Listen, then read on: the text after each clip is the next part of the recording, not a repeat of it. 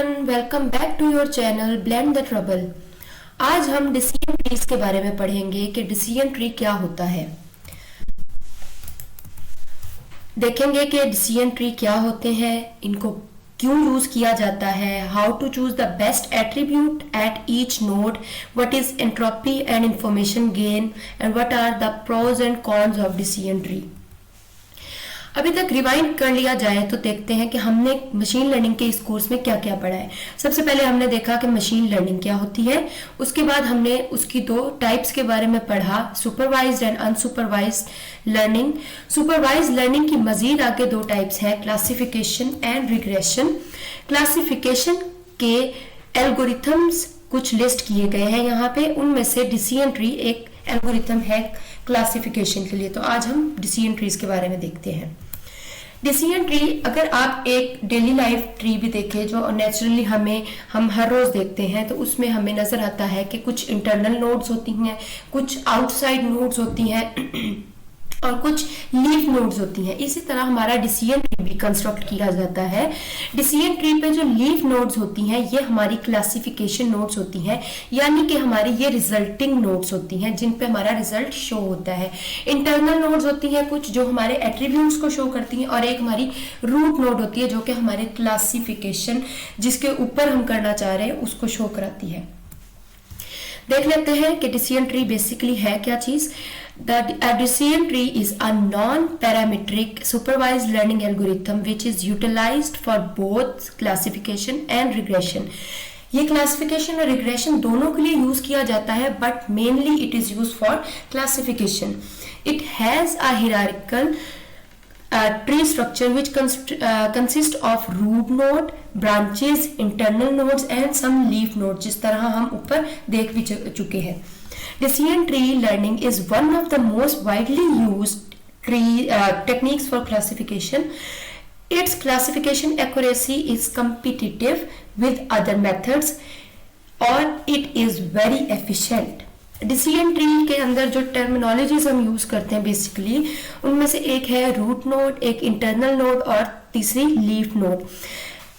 The root node, the initial node at the beginning of the decision tree where the entire population or data set starts dividing based on various features or conditions. जो हमारी beginning पे सबसे start पे node होती है, that is one is called root node. Internal node जो हमारे attributes को टेस्ट करती हैं। These nodes represent intermediate decisions, जो कि हमारे इंटरमीडिएट डिसीजंस होते हैं, बीच के डिसीजंस होते हैं, ट्री और condition within the trees. हाँ, हमारे इंटरनल नोड्स उनको रिप्रेजेंट करते हैं। Leaf nodes where further splitting is not possible. जब हमारा फर्दर रिजल्ट नहीं आ सकता, हमारा यस या नो में आंसर आ चुका है, तो that one is called leaf node, often indicating the final classification outcome.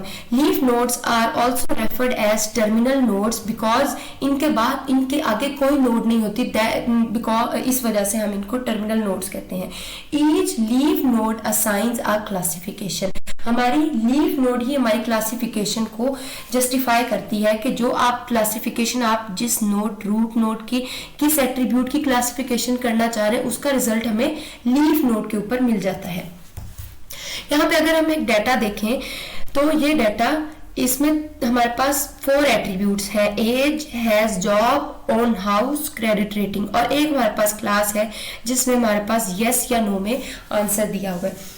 इस एज के एट्रीब्यूट के अंदर मजीद हमारी सब एट्रीब्यूट्स हैं जिसमें आ जाता है यंग, मिडिल और ओल्ड। ये हमारी क्लासिफिकेशन हुई भी है एट्रीब्यूट्स की। उसके बाद हैज, जॉब में 2 ही आंसर होंगे कि पर्सन की जॉब है या नहीं है। इसमें भी हमारे पास मजीद 2 क्लासिफिकेशन है, फॉल्स और ट्रू की।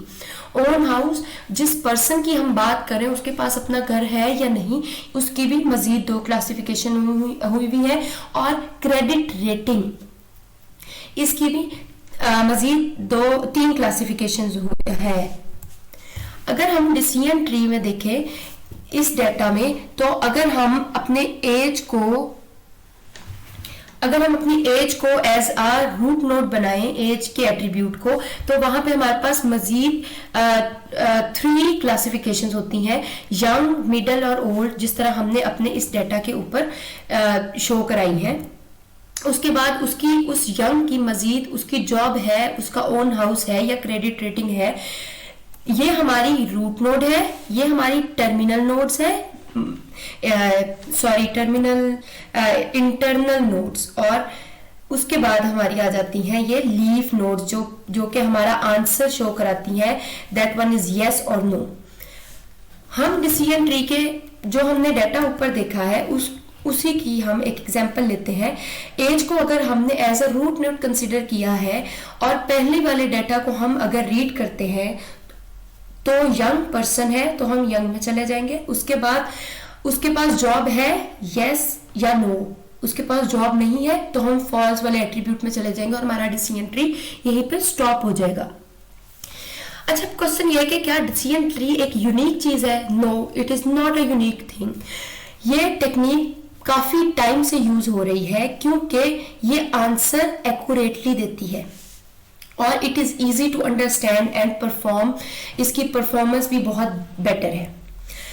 अब हम एल्गोरिथम देखते हैं कि एल्गोरिथम डिसीजन ट्री को अपने लर्न कराने के लिए हम कौन सा एल्गोरिथम यूज करते हैं। That one is divide and conquer, मतलब हम अपने डेटा को डिवाइड करेंगे और उसको 1 by 1 कॉन्कर करेंगे।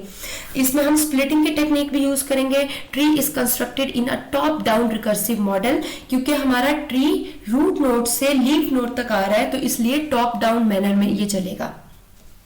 Eight start all the training examples are at the root, क्योंकि हमारा ट्री रूट से ही स्टार्ट होता है तो हमारी सारी एग्जाम्पल्स रूट पे ही टेस्ट ट्रेन होंगी। Examples are partitioned recursively based on selected attributes. Attributes are selected on the basis of an impurity function. For example, information gain. अब ये हम आगे देखते हैं कि impurity function क्या है या information gain क्या है।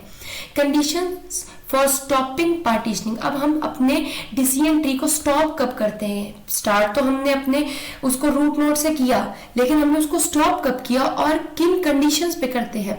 All the examples for the given node belong to the same class. जब हमारी सेम क्लास पे एग्जांपल्स आ जाए तो हम अपने ट्री को स्टॉप कर देते हैं। There are no remaining attribute, या हमारे पास कोई एट्रीब्यूट लेफ्ट ना हो, मतलब हमारे पास जिस तरह यहाँ पे हमने देखा हमारे पास 4 एट्रीब्यूट्स थे, has, job, own house, credit rating. इन सब के एट्रीब्यूट्स खत्म हो गए थे। यहीं पे यस और नो से आगे हमारे पास कोई एट्रीब्यूट नहीं था, ट्रू या फॉल्स के आगे हमारे पास कोई एट्रीब्यूट नहीं था। इस वजह से हमने अपने डिसीजन ट्री को यहीं पे स्टॉप कर दिया था। अच्छा, अब ये देखते हैं कि जो हमारे पास डाटा था इस तरह भी तो हो सकता है ना कि हमारे एक ही एट्रीब्यूट के ऊपर मल्टीपल डिसीजन ट्रीज बन रहे हो। एज, अब किस तरह पता लगेगा कि ये एज बेहतर एट्रीब्यूट है हमारे डिसीजन ट्री के लिए? हैज, जॉब, ओन हाउस या क्रेडिट रेटिंग, क्या चीज हमारे रूट नोड बनने के लिए या हमारे डिसीजन ट्री के लिए बेहतर परफॉर्म करने के लिए कौन सा हम एट्रीब्यूट बेहतर हमारा रूट बनेगा? इसमें अगर हम देखें तो हमारा एज का जो एट्रीब्यूट है और ओन हाउस का एट्रीब्यूट, ये डिफरेंट डिसीजन ट्रीज परफॉर्म कर रहे हैं। तो देखने में तो यही बेहतर लग रहा है कि ओन हाउस छोटा डिसीजन ट्री बन रहा है तो वो एक अच्छा डिसीजन ट्री है। लेकिन ये पता किस तरह लगाएंगे कि हम इतने ज्यादा एट्रीब्यूट्स में से कौन सा बेस्ट चूज करें? तो उसके लिए how to choose the best attribute at each node. While there are multiple ways to select the best attribute at each node, 2 methods, information gain and Gini impurity, यानी कि entropy, act as a popular splitting criterion for decision trees model. They help to evaluate the quality of each test condition and well it will be able to classify samples into a class. अब हमने ये देखा कि हमें entropy और information gain use करते हैं हम, ताकि हम किसी भी एट्रीब्यूट को जज कर सकें कि कौन सा हमारे डिसीजन ट्री के लिए अच्छा है और कौन सा एट्रीब्यूट हमारे डिसीजन ट्री को सिर्फ ओवरफिटिंग की तरफ लेके जाएगा। एंट्रोपी और इंफॉर्मेशन गेन हम फॉर्मूलाज के थ्रू कंस्ट्रक्ट करते हैं। It is difficult to explain information gain without first discussing entropy.